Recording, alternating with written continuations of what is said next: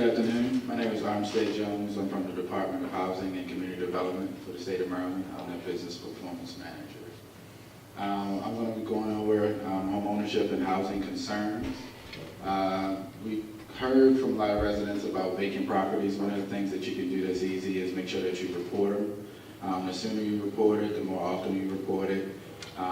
It becomes non-vacant after a while, so that it can turn over and you can actually get people to come in and invest in that property and rehab it and get individuals into it.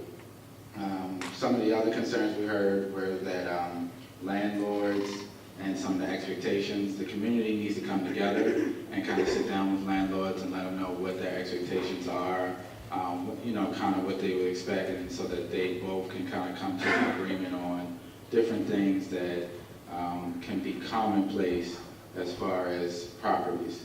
Also, some of the other things we heard were that there are local crews that do rehabs. If you could get those partnerships going with the landlords and the local crews, not only could you get some of the problems resolved or some things fixed a lot quicker, you could also turn over that dollar in your own community and kind of keep the money flowing in Irvington. Some of the other things were to look for landlord training resources. There are resources to help landlords. And also, if you're having a problem with a landlord, make sure you report them. There are a lot of landlords that aren't necessarily good landlords, so make sure that you take the time out to actually report those landlords so that you can either get them on the right track or that you can kind of get them out of the community.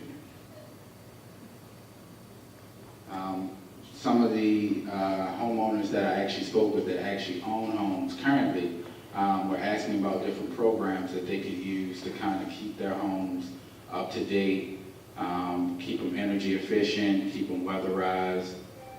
There are a bunch of programs through government entities that you could use. You could go through the Live Baltimore. The Department of Housing and Community Development for the state has a lot of programs as well, and you could also go through Baltimore Housing. These programs, some are grants, some are loans. It all depends.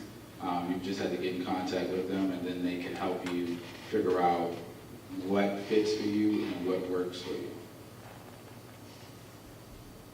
So to get into some of the strategies, I know Brad touched on earlier, the selection of Augusta Avenue, Massachusetts Avenue, and the houses facing the Value Village Shopping Center.